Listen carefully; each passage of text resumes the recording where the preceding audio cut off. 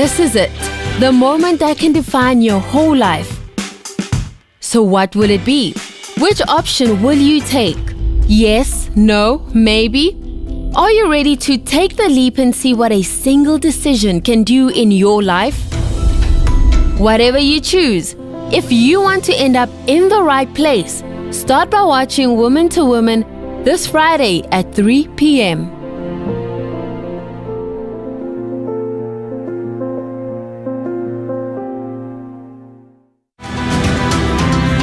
We are women.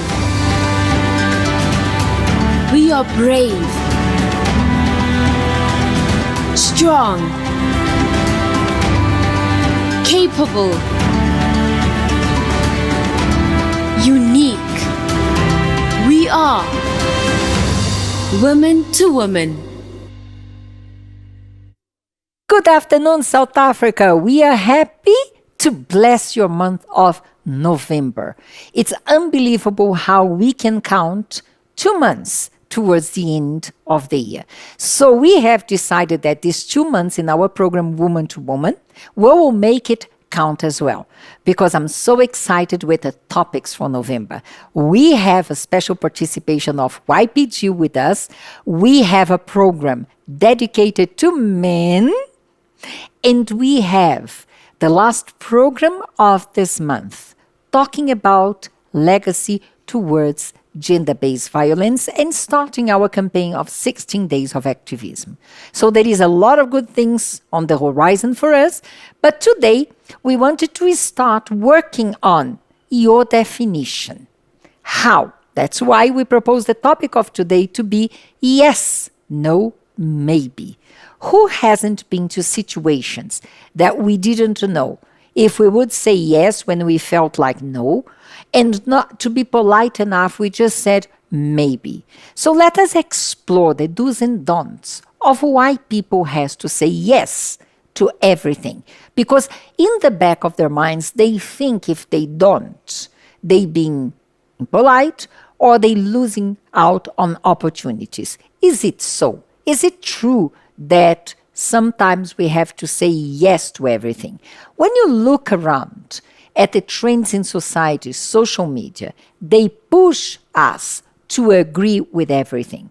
So if you agree, you are welcomed. But if you don't agree, if you stand your ground, now you are wrong, even though if you might have been right by not doing so.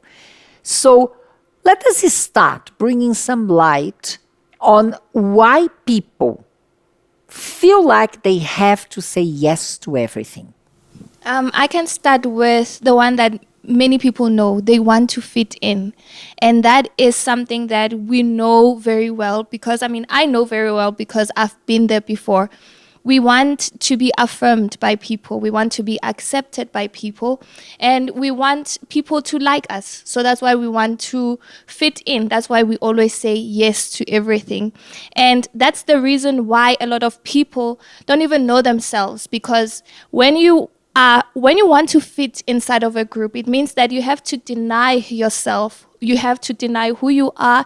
You have to deny your identity in order for you to fit in. So by saying yes, you feel like that those people will like me. My friends will like me. I get to belong. I think we spoke about this in one of the programs about acceptance.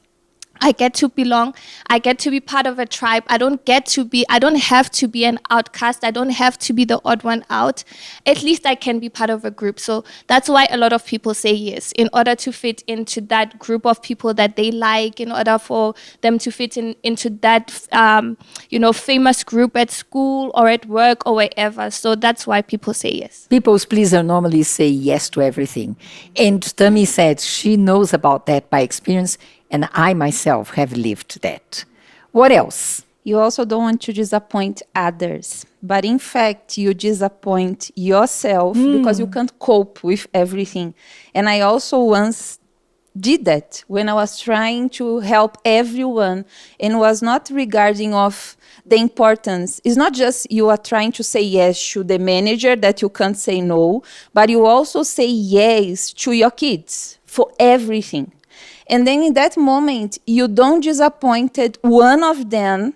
You feel happy with the yes, but down the line, you can't cope with everything. So you end up disappointing your kids, for example. When you are going to put on the scale, do I keep the yes to my boss, to the manager, so my kids will understand. And in that moment, you disappoint them and you disappoint yourself because you will not be able to cope with the requests of your kids and would be much more happy if you would say, I'm sorry, child, I cannot do that now. And we'll try it another time. But now is a no. So when you don't want to disappoint others, you don't have priorities in your life. And when you don't prioritize, someone will prioritize for you and you will make you to be so much overwhelmed because you don't know where to start and who you are going to end up displeasing and disappointing by the end. And yourself will be the first one, of course, but in the line will come other ones as well. So fact is, you say yes because you don't want to disappoint others, but someone will end up being disappointed anyhow. Isn't that? And a lot of them fear having opportunities pass them by. So I'm imagining if you're working and they say, okay, we're going to have this course that needs to be done. You know very well that your schedule does not allow you to take on anything extra to do because you're a mom, you're married, you have kids, you have other responsibilities that you taking care of in life. But a lot of people will think, oh my goodness, but what if I say no to this and I'm not eligible for any other consideration in future? They'll think I'm a self-centered person. And we usually see this when people are starting in their careers a lot. People will say yes to every single thing, like so-and-so, we have this opportunity to do this. Then they'll say yes.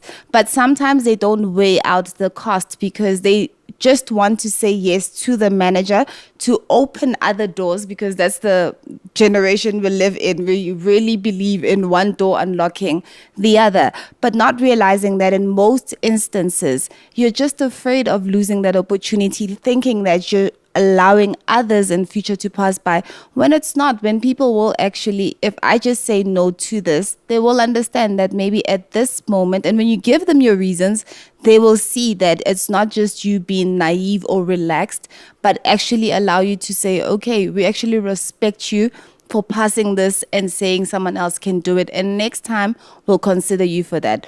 But today, we want to grab everything at once and we end up failing in the end. And I think with this mentality, it is what is behind those hashtags, FOMOs, and what is the other one? YOLO, FOMO. And we have discussed about that, how much really one has missed out or what were the consequences of it. We're not going back. You have to find our show and watch it over again. As I said, November's being special. We have a visitor. And visitor, greet them. Good afternoon. And greet your people in Namibia as well. Yes, good afternoon to all of you, especially those in Namibia. Another reason I was thinking, many people say yes to everything is especially saying about fear. They are afraid because they don't want to feel guilty. They have that fear of, what if I say no? And they start bringing in their mind things that, what if this happened? What if that happened? So they become so afraid of feel guilty, that sensation, that they start just saying yes to everything without stop to think what's going on inside of them. And I think the guilt comes also with a lot of fear. I think the last one, everything that was discussed as reasons why people say yes to everything, it boils down to everything being about you. So it's almost selfish, of a person who actually says yes to everything. And I think usually when we think about it, we don't see it as selfish. We think, no, but I don't want to disappoint my boss. I don't want to disappoint my children. I don't want to disappoint this friend. But at the base of it, the root of it all is selfishness, because it's really about how those people look at you. It's not for their benefit. It's for your benefit, your reputation, how much they will speak great about you, how much they're going to trust you and always rely on you. For example, when Tammy was explaining in a friendship setting where you want to fit in, I'm thinking about how you are possibly denying your friends an opportunity to know your real self.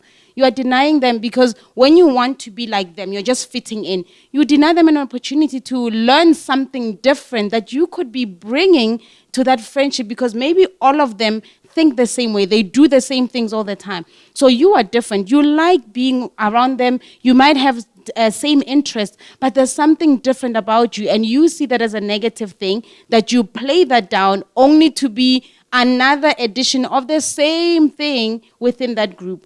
In a work setting, when someone says yes to everything, yes, you might go for that conference, you end up being promoted, but at the end of the day, it's not for the benefit of the company, because they may promote you, but because you have so much on your plate, you are not able to be a great manager in the new position they put you in, the company is going to lose money. So it was about you achieving that position, being promoted, but you're not going to benefit, the company. They may lose money because you don't know what you're doing, or because you're so overwhelmed, or you're not great at managing people. They end up being at a loss than actually benefiting from giving you that opportunity. So I see it as everything comes down. If it's about me, we need to be sincere. Okay, maybe I say yes to everything.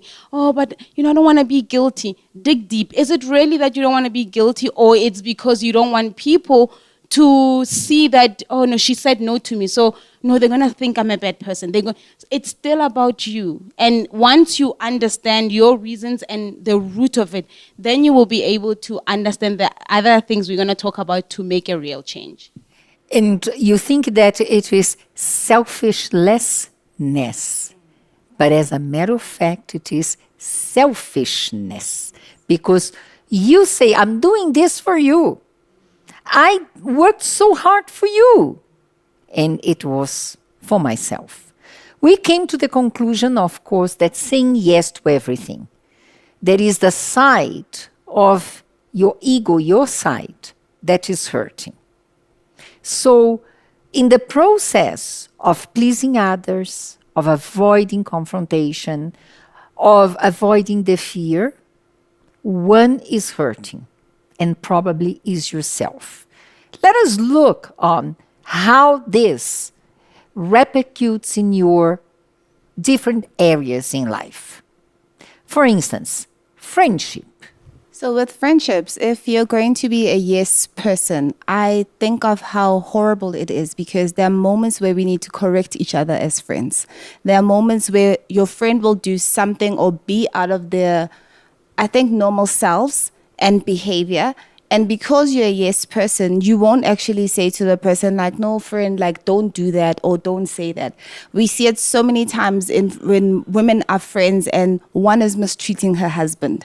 The others are not going to stand up and say, no, precious, like, what you're doing is wrong. You're being disrespectful. No, but in the sake of keeping peace with me and making me think it's okay, they'll be like, no, what you said was good. What you said was fine. How many times do we see people doing things that are wrong just because all of my friends said we are going to do this and we all agreed? And as much as people might think, oh no, that's a childish thing, it only happens with kids, today it's actually more influential among adults.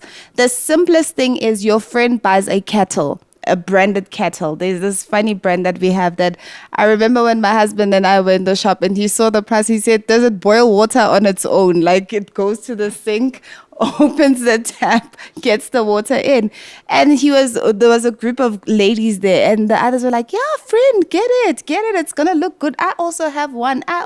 You're the only one in the group that doesn't have it. But at that moment I was thinking, they're not calculating this lady's financial status.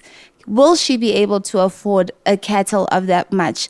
And maybe she lives in a place where it's dangerous. So now she has to worry about paying the expensive kettle and it possibly being stolen, and then her being funny much enough more to have the same function that any other kettle out there. My one, like, we all have to take it, get the water inside, plug it in, and that's it. So I was thinking of how sometimes, even in friendships, the clothes that we wear, the homes we buy, the cars we buy, all of those things that we get and acquire in life, sometimes people don't really want them, but because the collective is saying, this is what's in, this is what's going to make us look good, it's going to make us look great, you end up doing it. And inside you're left feeling so down, so low. I'm thinking of how many people have debt and their friends don't even know that they're in debt. But because everyone is saying, no, every week we have to go out and have dinner 3 times a week out.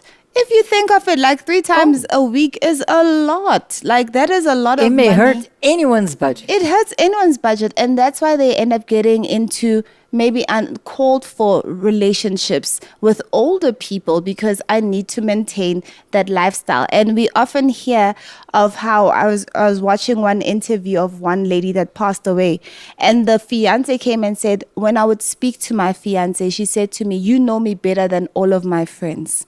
My friends don't know this version of me." And in my mind, I thought, then it wasn't a friendship. It was just a party 24/7. Every time we come together, we need to order food, we need to buy something, we need to go somewhere, but no one is ever there for reality, the real me. So I think in friendships, that's where a lot of people find it taxing as well.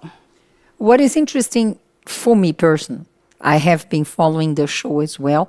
Whenever we talk about friendships, the next in line is relationships. And I was thinking about why. But truth is, if you can't manage friendships, if you can't put barriers, boundaries, standards in friendships, you most often will not be able to develop relationships. You are not going to be able to develop well love relationships, because friends is fun. But when we finish here, you go home, I go home. In relationships, especially love life, you should not say go home and I'll stay here. You have to go home together, to stay home together. So start thinking about that. If you're not doing well with friendship, it's very probable that you're going to struggle more with your love life, with family relations, because family relations, love life, has to stand the test of times. Friendships, you might cultivate. If it doesn't work, we set apart. Other kind of relationships, we need to stay.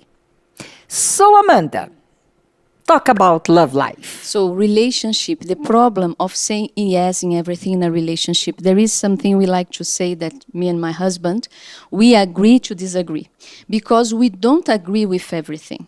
We have sometimes different opinions, different tastes, but many people, as Pressure was mentioned, when they don't know how to deal with friendship, when they come to a relationship, boyfriend, girlfriend, and they don't know how to say no, and they move forward to marriage, they are running the risk to be involved in a relationship that will be toxic to them, because that person can start manipulating the other, the one that's always there saying yes to everything. That's why we see a lot of gender-based violence, because it started in the relationship as girlfriend and boyfriend, some signs there. And the person was just brush it off and just say, "Oh, it's fine, I accept it." The person doesn't He's say gonna with change words, yeah, after. he's gonna change after, and start just brushing things off, saying yes to everything, accepting, not putting boundaries in the relationship as girlfriend and boyfriend, and then they move to marriage. Now they have to stay in the same house, wake up together and everything. And now is where they will really learn who is who. Because some people think when they are dating girlfriend and boyfriend, no, I know him. You may know a certain extent of him, but you don't really know who that person is until you live with that person 24 hours, like husband and wife. So that is where the problem starts, because the person moves to marriage, and that person who is always saying yes will be dragging that relationship, and the other can be now manipulated. And that's what happened, because it starts from boyfriend and girlfriend, because the person already starts manipulating from there to lead to marriage, and the person accepts. And it's sad to say that it's very common, unfortunately, to see that happening, because the person sometimes they use this expression, I don't know how to say no. Or if I say no, am I going to find someone else? It's like that person is the only person on earth that they end up ignoring all the other signs and putting themselves in a toxic relationship that after it's even harder for them to get out. But not impossible, of course. And it's a true thing. If you can't say no in your relationship as a couple, when you build a family, when you have kids, you're not going to be able to say no to the kids. You're not going to put limits to those kids. How many women out there are so depressed, so frustrated because she lacks respect from the husband and from her children? Because husband and children do not respect, the extended family members don't as well. And now you might realize it started with the fact that from the beginning, you just said yes to everything. You said yes to his other girlfriends. You said yes to the interference of his family. You said yes to his wrong financial decisions. Now kids came about, and you got so attached to the kids to suppress that lack of relationship with the husband. You said yes to the kids. Now kids look at you as young as 8 years old and say, don't tell me what to do. I have my own life. The life is mine. I do what I want. And you are so frustrated, but actually started with all those yes, yes, yes. And I'm also thinking of how today, because of that, even families meddle into the relationship. So they take decisions. We've seen so many times whereby it's now November. On Instagram, there's this joke that they always have where the daughters-in-laws are going to say, it's Makoti season. Makoti season is approaching, meaning they have to go back to the homelands now and spend the December holidays with the families. But why do they even find a way to try and make it humorous? Because they know that because sometimes the partner says yes to everything, whatever crazy requests the family is going to make, or people, sometimes it doesn't even end with families. The neighbor is able to meddle in your marriage as well, because the neighbor doesn't know they're a neighbor. They think now they are member number 10 in the household. So even when they're introduced to you, they're introduced as, this is auntie so-and-so. But if you're to go down the family tree, auntie so-and-so never existed at all. But because we are unable to say no, that's why now you find people making it seem like it's okay. And when I saw this ad of them saying, oh, Makoti season is upon us, let's get ready, ladies. In other words, they were still not taking a firm stand. Yeah. Them saying it's a season coming, they are on the maybe side. Like, maybe we like it, maybe we don't. And you'll find those that will say, oh, no, it's just 4 weeks. Like, I can survive 4 weeks. And how many times as well when women accept abuse, I've heard of people saying, no, but the nice times or the good times are what matter the most to me. So they stay. Maybe they started off with that guy and he had nothing. And she was there with him through the struggles. Now he's successful. She's going to think to herself, I'm not going to leave now. I'm not going to leave the nice house, the nice car, the lavish lifestyles, the holidays. So yes, he hits me now, but I deserve the goodness that's there, because it's what Miss Amanda said earlier. They fear thinking that what if I get someone else? So they are more attached to what they get, and that's what they say yes to.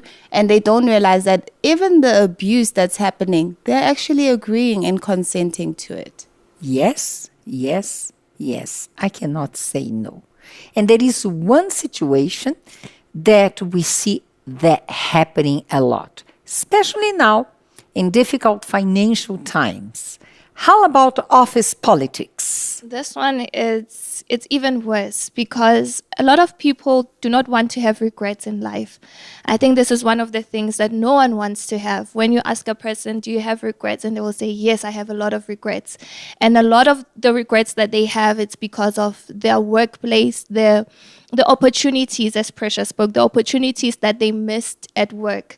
So now at work, it hurts because I think Samara once spoke about this, if I'm not mistaken, that when she was working, she used to please everyone, and now they would give her all the work. Yeah. And we spoke about burnout as well, how many people are being burnt out because of everything that they are taking on.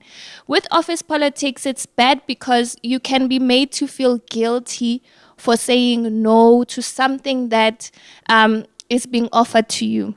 Maybe they might say, this is an opportunity, it doesn't come by all the time.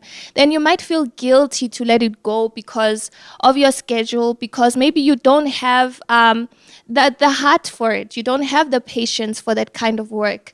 And maybe the salary is high and you feel like, you know what, if I don't take this on, then, I'm going to miss out and I'm not going to earn a lot of money. So a lot of people at work, they say yes to a lot of things until one day they find themselves in situations where they cannot even come out of, because maybe that opportunity was disguised as something good, but with time, because they kept saying yes to everything, now they find out that it's actually a scam or it's something illegal.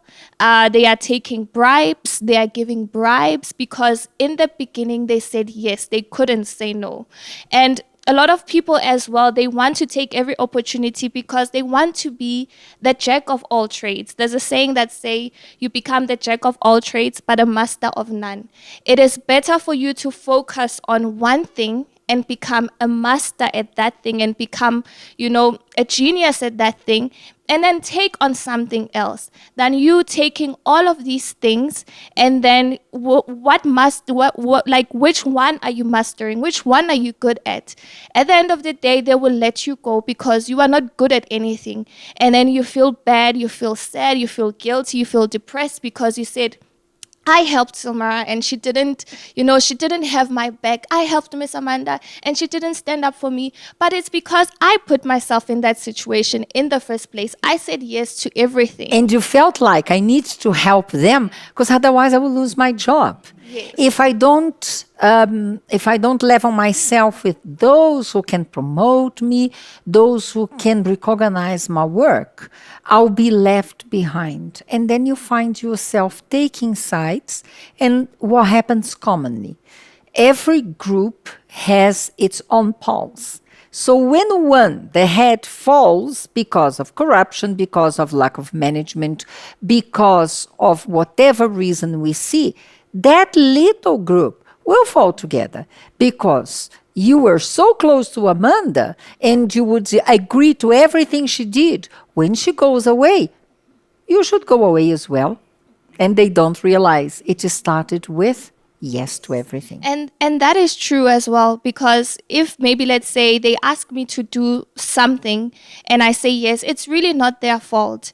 Some people, they're like, but why do I have to carry the world on my shoulders? Why is everyone counting on me? It feels like, and sometimes, as Miss Amanda spoke about manipulation, it does work as well in the workplace, because they know that, oh no, give this to Tammy, she will do it. Give this to Tammy, she will come in at the weekend and work. And it's really not their fault, because I'm the one who's opening the door to say, yes, I will do it. So they think that I am capable to do all of that. So office politics is where we see a lot of people who are very depressed, but they are still at that work, they are still doing that job because they don't want to miss out that opportunity and they want to get the money. So now it's like they are selling their souls for that few rands or that few thousand rands that they feel like will make a difference in their lives. And then the downfall comes because I was now with everyone and I said yes, until I found out that I said yes to even the wrong things. It became automatic. It's like a parrot, like saying yes, yes, yes to everything, until one day I say yes to the wrong thing without even thinking about it. I was thinking, why is it so difficult for someone to hear no? Because even as sometimes, if I need to ask something to Amanda and I know her very well, and I think her answer will be no, I would say, Tammy, it's better not to ask. So we want to avoid the no. But the problem is not Amanda saying no. The problem is the idea that is not appropriated. So when we drop the idea, because of the no, she's going to probably say, but the problem is not the no, the problem is the idea. So why we crave so much to say yes to everyone, and we avoid so much to hear the no? Because But that we are going to address after the break. yeah, because sometimes the no will help us. Yes, So we're that's coming where there. coming. However, we're talking about hurting yourself. Church is a place of reconciliation, of emotional healing, of spiritual growth. Would you believe people can get hurt in the church because of too many yes? Yes, so that's another area that I think happens a lot. And I believe most of our viewers are Christians, whether members of the Universal Church or not. But this happens in a lot of churches where I think when we come to churches, we explained, it's a place where we grow and, healing happens. God, we see the power of God, restoring our lives and changing us from, many battles that we're fighting. Friendships and relationships start in church. Yes. So when we come to church and we see God's power working in our lives, we tend to have that thing in us where we are so grateful and we want to show our gratitude, to the church, to God through our acts of service. And that's where the problem starts. The initial intention might be good, but it can go south really quickly. Then, okay, I got healed, so I'm going to join all the groups. When the pastor needs help, he knows that he can call you at whatever hour of the day. You are always going to be available. If you have to drop your family and not be there, for your loved ones because you have to be in church, you don't even think twice about it because, it's for God. I do it for God. But we don't realize that even when we do something for God or thinking that we're doing it for God, it's important for us not to say yes to everything because we can't do everything. Even God did not create everything on the same day. So it is okay if I'm not able to be able to say, Pastor, I won't be available on this particular day because, my family needs me, my children need me, my husband needs me. Sometimes it gets really bad when a spouse is not a member of the church, they're not yet in faith, and you're not available for them because you're always in church. Marriages can get destroyed. Children can get resentful because, you're always at the church. Family members get resentful. But more than that, that person as well, when they take on everything, when they want to say yes, it's that selfish thing that, the pastor's going to trust in me, the bishop is going to trust in me, so-and-so is going to know that I'm always available. But you might be burning out because maybe you're working, maybe you're a student, and then you want to do all of these 100 things. There aren't enough hours in a day for you to do everything. You burn out. Sometimes now when other things are not happening because you are busy with just the physical work, then you're like, but why? Why is God not blessing me? Because I'm doing 1, 2, 3. So there's a danger in church environment, mainly because I believe the devil convinces the person that no, it's a good thing. And it is a good thing to give service to God. However, there has to be a limit because God does not expect you to do everything for everyone. It is okay for you to say, I'm not going to be able to do it today. I remember even speaking to someone and we were just discussing about how if a person, maybe you're working, you have a family and all of that, if for you to say, okay, on a Saturday, I'm going to be in church and I'm going to maybe evangelize, or I'm going to clean the church. If you could give 2 hours of your time to fully be present and you evangelize and you are there for 2 hours and you go and you spend time with your family, sometimes before God, the quality of the work that you did in that 2 hours is far more accepted and appreciated by God because you are in spirit knowing that I only have 2 hours than someone who's going to spend the whole day at church from 6 a.m. to 6 p.m. But they were just chatting the whole day. They went to evangelize and we were just chatting. We're not necessarily in spirit and focused on the task at hand.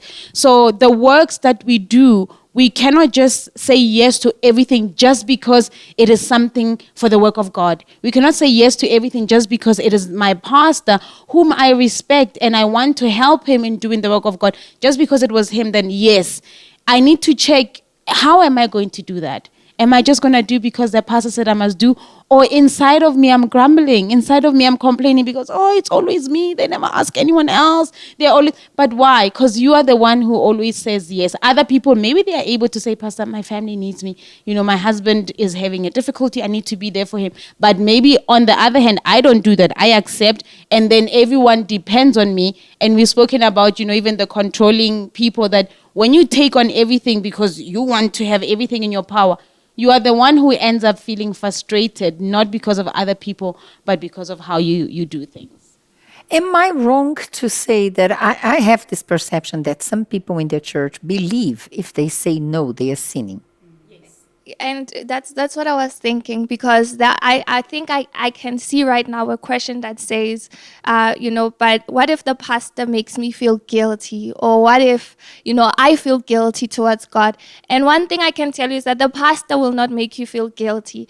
Sometimes when the pastor says, Bitumelo, do this for me, Bitumelo, can you help me? It's because Bitumelo is always there and he's always seeing Bitumelo. So he's thinking that Bitumelo has the time. So a lot of people really, they think that when they say no to the pastor, they are saying no to God, which is very sad to think. And that's why they come to the church every day, because they feel like, if I don't come to church every day, then, what will the pastor do without me? There are many other assistants who can help. There are many other people who can help.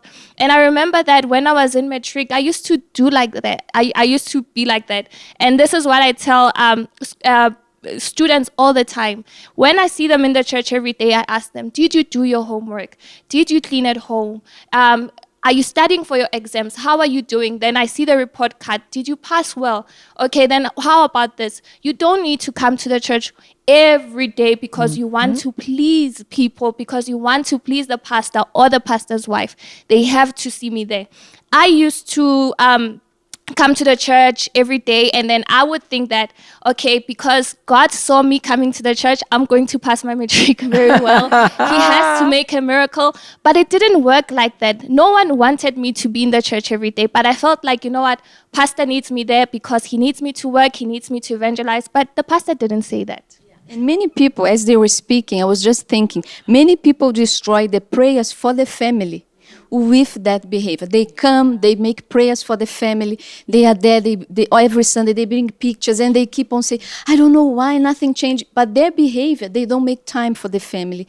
And as Boitumelo was speaking, they say yes to everything in the church, but they are not sincere. Their mouth is saying yes, but inside they are heavy, they are worried. Their mind is thinking of, I have to do this, I have to do that. They are not there, as she was saying, fully hearted. If it was 2 hours, but they were there with all their strength, with sincerity, God would honor. But sometimes they spend the whole day in the church, but to worry with so many things that they don't even remember. Sometimes they evangelize someone and say, I'll pray for you. And they don't even remember they said to that person, they will pray for you. So sometimes, we have seen it many times. My husband even liked to say that when he makes the prayer for the family. That's why I remember that many people destroy the prayers of their family with their behavior, because the family is looking up to them. Many of them know they are praying. I know my mom is praying for me. But now the behavior in the church start affecting the relationship in the family. And that's a problem.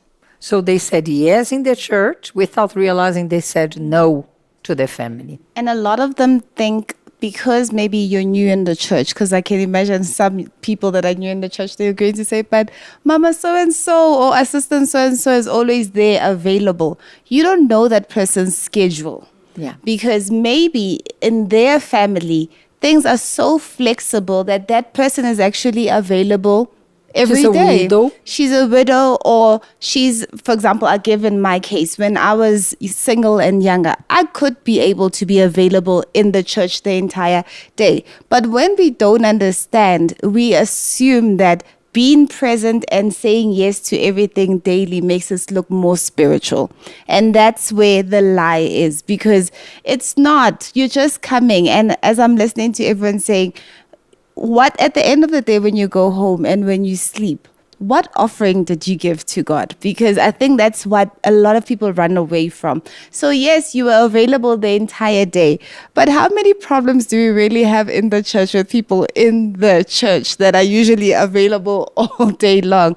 Because in the moments they're there, they're not in spirit. I think it's one of the things my husband likes to say nowadays, that people like to now bring the environment of the world outside, and they want to bring it now into the church. So if you are the dominant one, the one that does everything, because there's that problem as well. The yes person sometimes doesn't like it when someone else is awarded the opportunity. So instead of Miss Marcia coming and saying, oh, Precious, can you help with this? And then she says, oh, no, Tammy or Bitumelo or Seal.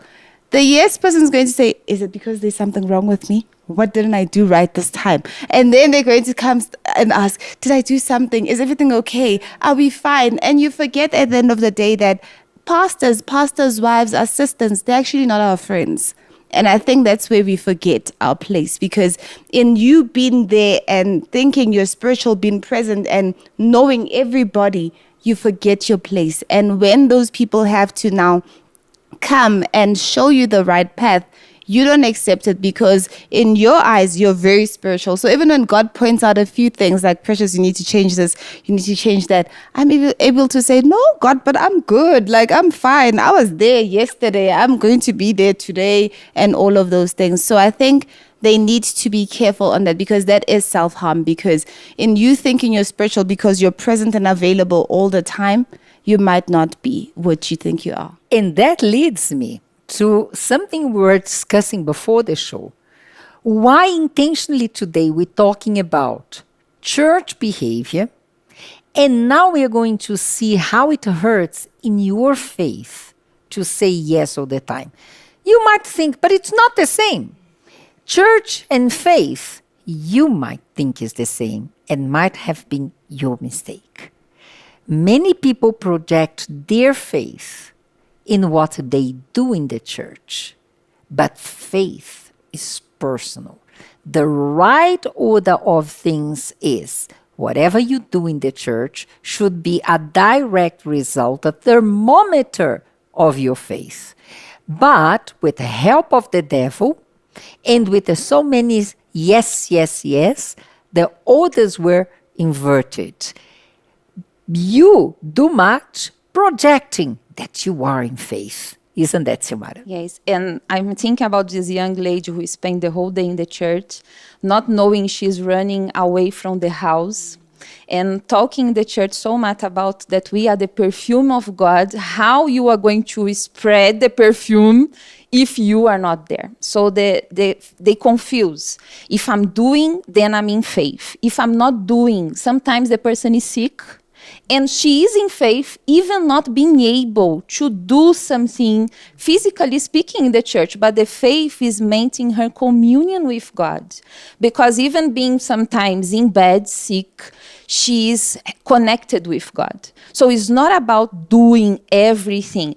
But people confuse, because when you are in faith, you are able to do to God. And people who are not in faith, they start to cope. Okay, Amanda is in faith. So what she does? She do this, and that in the church. So for me to be in faith, let me do like Amanda do. So, but God knows inside. And that is the point when we come to the moment that that person was so active in the church. And we thought, seeing from the outside, she is in faith. And then she just give up. And you people get confused. But what happened with that pastor sometimes, with that assistant? We would see her so much in the church. She was serving every day. Now she's disappearing. It's because her communion with God, she was not really in faith, in God's way. She was in faith in people's eyes, being active. But I like to say, you show your faith more inside the house than in the church. Because the environment of the church is so good, it's hard to see someone doing what is wrong inside the church. So we get confused because then that mother comes to the church and say, my daughter is always saying yes to the pastor, but at the house she doesn't do anything. And we look at the physical work. She's cleaning the church and her bedroom, it's a mess. Then she's helping, she's saying yes, yes, yes. And sometimes she's saying no to God because God is not just inside the church. God is there in your house right now. So if you there in the house, you are not doing what you are supposed to do as a Christian, of respecting your parents, of honoring them, and of course, having your time to serve in the church as well, it's beautiful. But what about your conscience? Because if you do a lot in the church, and when you go home, your family is complaining, your conscience is dirt, because God will remind you, you are being just living as an appearance. You are there showing up to the pastor, to everyone, but look how your family sees you inside the house. So you are saying yes to the pastor, to people, and you end up saying no to God when God in the mind speaks. You know, you are not being a good servant, because you are not just a servant in the church, but you are still my servant in the house, at school, and wherever you go. And I was also thinking with faith, it has to do also a lot about who we are inside. And that's something that a lot of people run away from.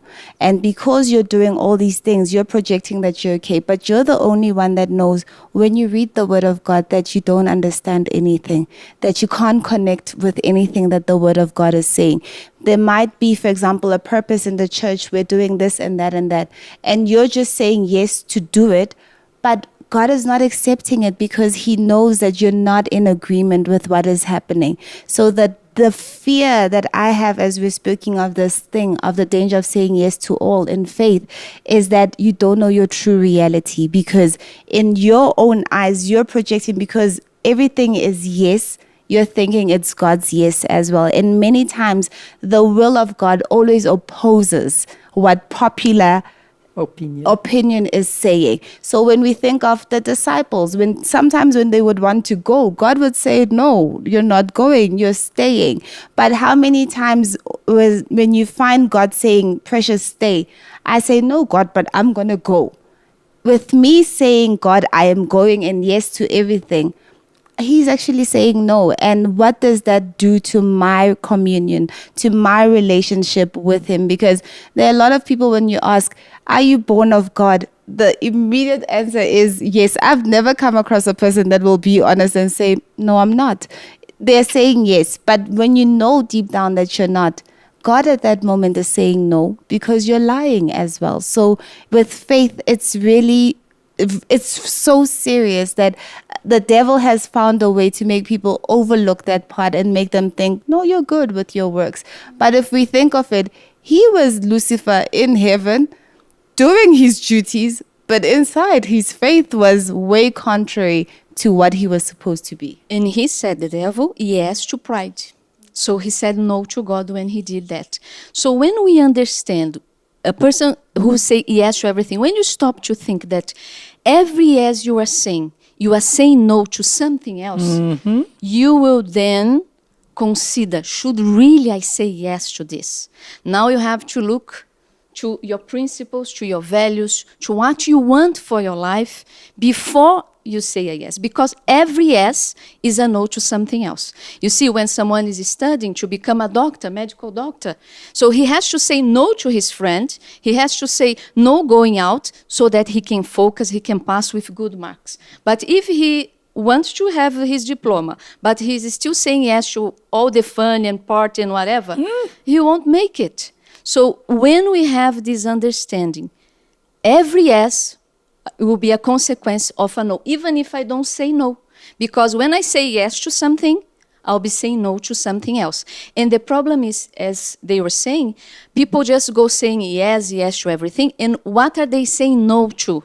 Mostly God, the spiritual life, as they were saying, the family. So the things that are most important is the one they end up saying no without using the word no, just by saying yes to everyone else or everything else.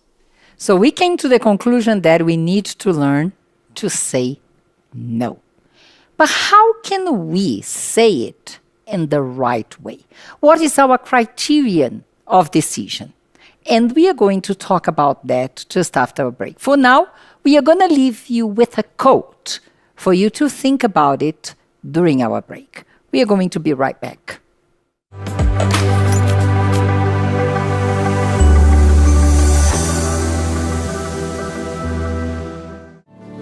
Steve Jobs. People think focus means saying yes to the thing you've got to focus on. But that's not what it means at all. It means saying no to the 100 other good ideas that there are. You have to pick carefully. I'm actually as proud of the things we haven't done as the things I have done. Innovation is saying no to 1,000 things. You unravel me with the melody. You surround me with a song of deliverance from my enemies, till all my fears are gone. I'm no longer a slave to fear. I am a child of God. I'm no longer a slave to fear. I am a child of God.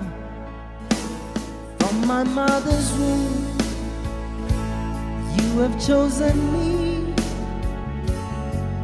Love has called my name. I've been born again to a family. Your blood flows through my veins. I'm no longer a slave to fear. I am a child of God. I'm no longer a slave to fear. I am a child of God. I'm no longer a slave to fear. Oh, I am a child of God. I'm no longer a slave to fear.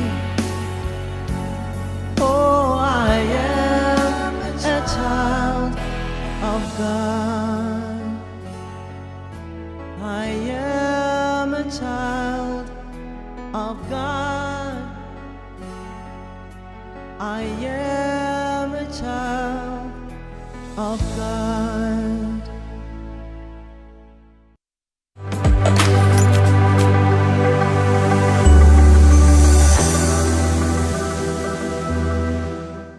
Welcome back.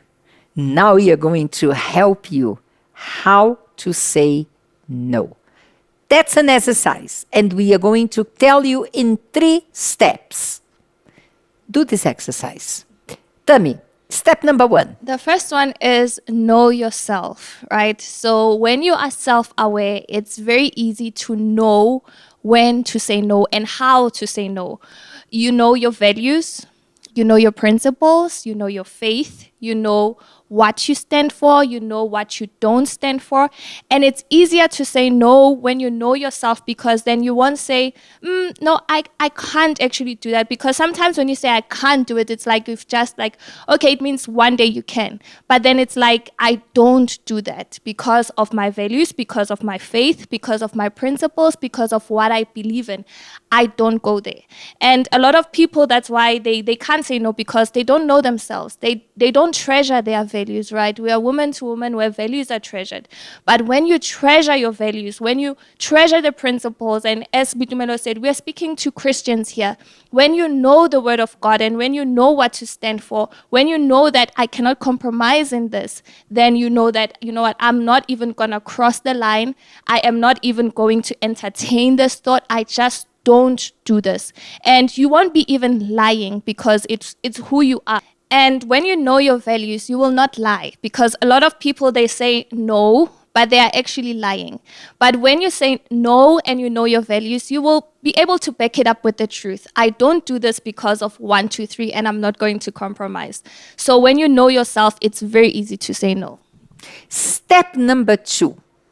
And once you've known yourself, you're able to check what are the things that are your do's and don'ts, what you accept and what you don't accept.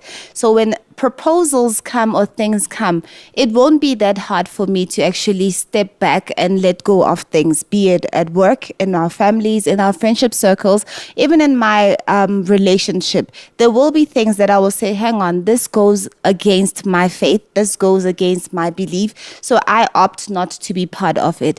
And in the long run, even people themselves that make those requests, they will start knowing where I stand. So there will be things that maybe if they want to do something, I'll give a typical family example for us Christians.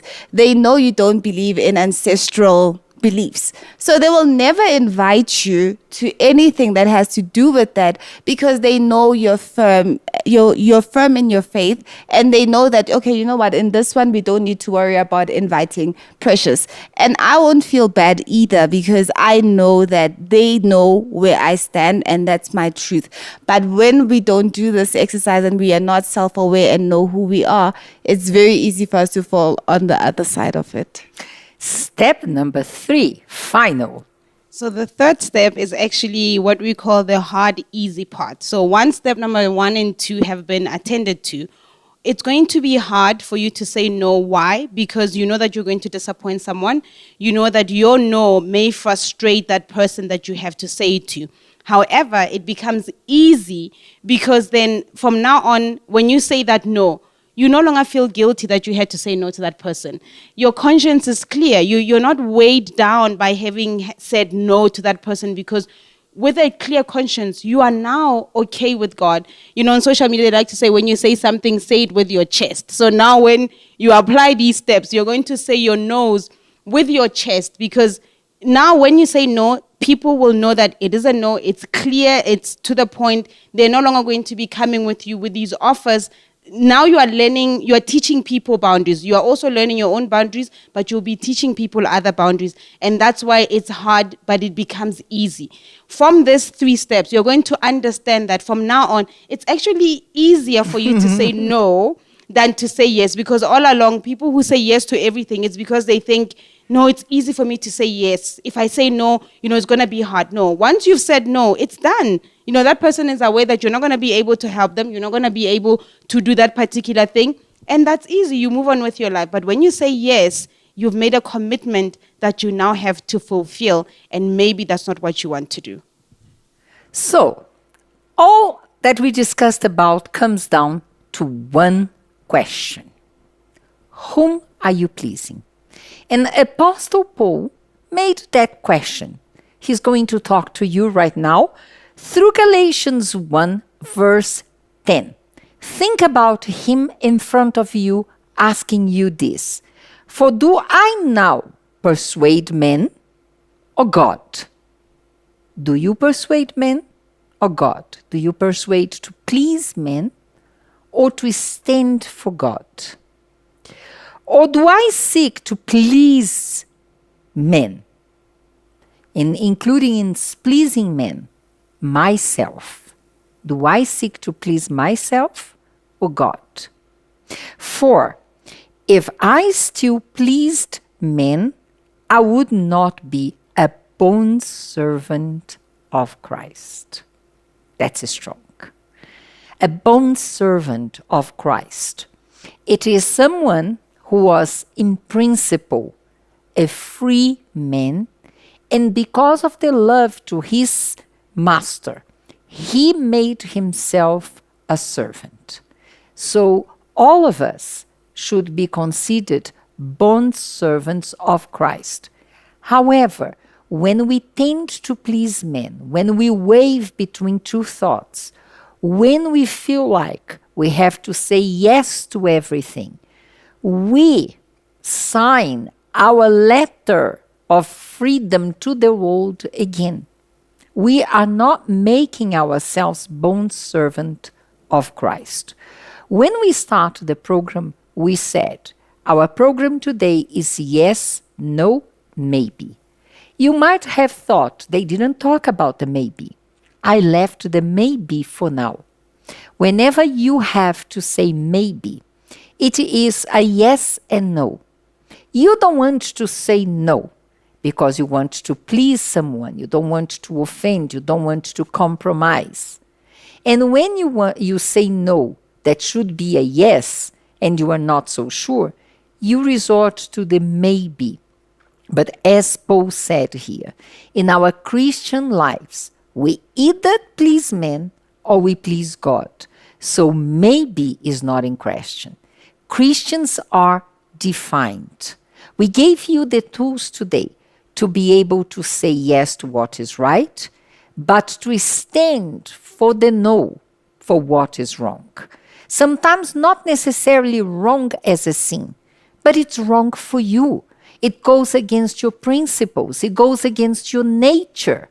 And how many times you have done things, gone places, said other things, agreed on statements, be it on social media or personally, which in truth you did not agree to, but just to be part of the group, not to confront, not to offend. You just said yes. In that moment, whom were you pleasing? Were you pleasing men? Were you pleasing yourself? Once we do it, we no longer bond servants of Christ. From the moment that we understand who we should say yes to and no, and we uphold God's principles in our lives. What is God's principles? Often you hear me saying God's principles. His word. In His word it says don't lie. So if I have to lie, no to it. In His word says love each other. So segregating people, taking sides, creating division, even to the point of being aggressive, offending people, or bullying people, it's wrong. So I say no to that. But when it is about helping others, standing for the faith that I live, and I say yes, I am keeping my status of bond servant of Christ.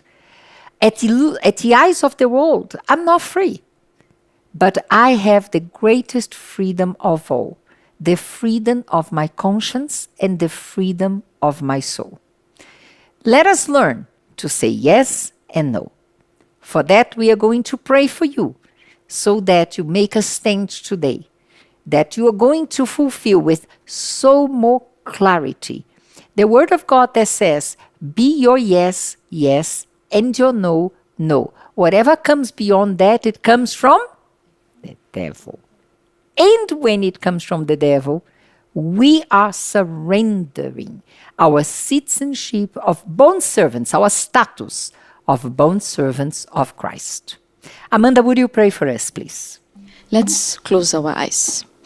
My Lord and my Father, in the name of Jesus, we first of all want to thank you for all those who are watching this program. And today, you have revealed to them that maybe they are saying yes to everything. They have been saying yes to everything in their life, but today they realize that the yes they have been saying was actually saying no to you, to the principles of faith, to the principles they have.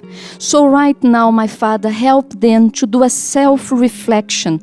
As we have been learning here today, they should know themselves and start working in changing, being defined in their faith. So, my Lord, I am sure you have worked inside of them, and may they keep this word, my Lord, because the most important person we need to please is you. Even our Lord Jesus, he said no many times throughout his ministry in this earth. So may they learn, my Lord, to look up to you and learn from you to live their lives according to your words. We give, my Lord, everyone into your hands. In Jesus' name, amen. Amen. So say yes to God. Say no whenever it goes against what you believe and who you are. This is what we have been doing. So when we speak about our personal experiences, like Tammy spoke, I spoke, and others spoke, it is we speak out of our own learning curve with God, learning to put God ahead of everything. Then it makes much easier. Is the second step of what we said. To know what I have to say yes and no to. But also say yes to our next week's show. We come with a surprise for you.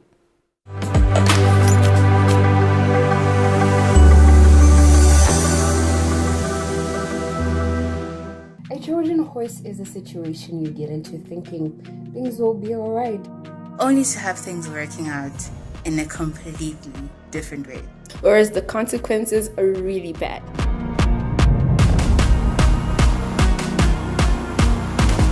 My Trojan horse was friendships, boyfriends. So my Trojan horse was working hard. My Trojan horse was friends. It was money. But you gotta watch the Women to Women show this coming Friday to find out more because it gets crazy. See you there. This you gotta watch. Friday at 3 p.m.